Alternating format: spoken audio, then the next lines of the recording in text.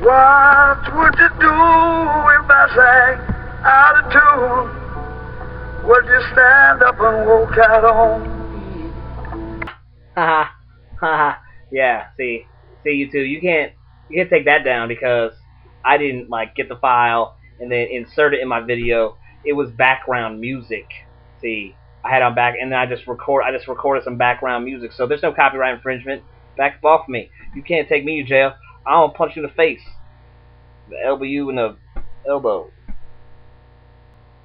My views are so much lower than they used to be. You know, and it's all my fault. I can't blame you all.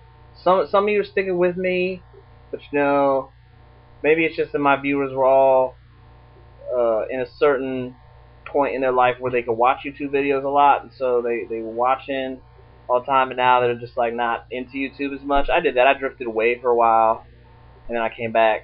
So my views are bad. So if you want a whole bunch of views, you gotta make videos all the time. I mean, it's like if you're interesting to some people, then you're gonna be interesting to other people usually, and so people want constancy. Like you wouldn't watch a TV show that was just on once, and then comes on like 8 months later. You would forget about it. So that stinks.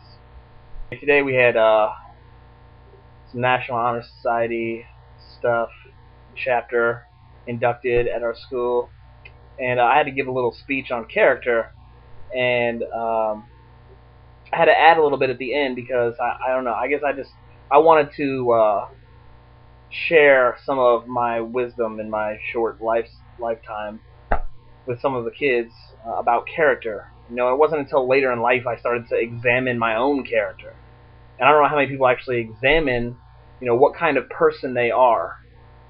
Like when you're walking in a neighborhood and you see an old lady bringing in groceries, do you offer to help? When somebody drops something on the ground, do you tell them to pick it up? If you find money on the ground, do you keep it or do you try to ask if it belongs to anybody? When somebody's making fun of somebody else, do you join in? Do you laugh to encourage, or do you ignore, or do you tell that person to shut their mouth? All those things go into defining character, and I didn't start examining my own until later in life, which is, it was unfortunate. It's not like I was a bad person in high school. I mean, I was decent in high school. I feel like I was pretty much the same. I didn't really make any horribly poor decisions. Okay, well there were a couple, but then I learned from them.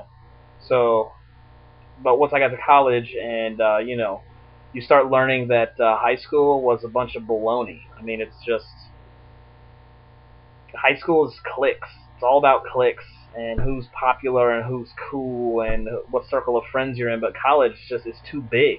Even small colleges are just too big to have these cliques, And so you just become your own person. I suppose that some people who want that clique feeling, join fraternities. That wasn't for me. I didn't need to buy my friends, nor did I want the mystique or the stigma. That's a better word for it. The stigma that goes along with being a frat guy. So I didn't join.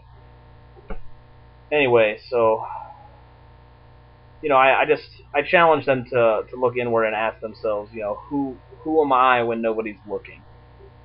And so who are you when nobody's watching you?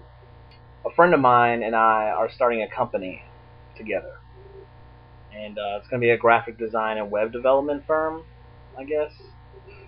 And he's real gung ho about it. He wants to just get started, and I'm excited. It's a little scary too because I'm still going to be teaching, but then there's this whole company thing, and I don't know how to run a business really. There's a lot to learn. I don't know what like tax repercussions are, anything like that. It's really, I don't know. It's just new. It's new and exciting. But plus we're in Indiana. How many people want? I mean, our client's going to be like, can I would like to have a website where I could demo the different kinds of corn strains that I've got on my farm. I got white corn and yellow corn, but I got like 8 different species of each, and I want a picture. And if y'all could do some flash, some flash, and you can make the corn grow up from the bottom of the web browser window, that'd be just peachy keen. Would you do that for me? That'd be great. What's your fee? Oh, your fee. Oh, you city slickers. I'd say that's pretty expensive. All right, that was a really long. That's making my head hurt. It's a really long impression. Some people have a job, and some people have their passion. And so when you can get the two to mix, that's when you really are happy with life. I think. You don't necessarily need another person unless that other person is your passion. I don't know.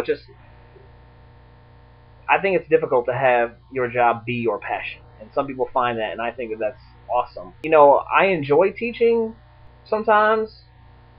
There's just times when you just don't, you don't enjoy it. It's because it's just tough. You have bad days.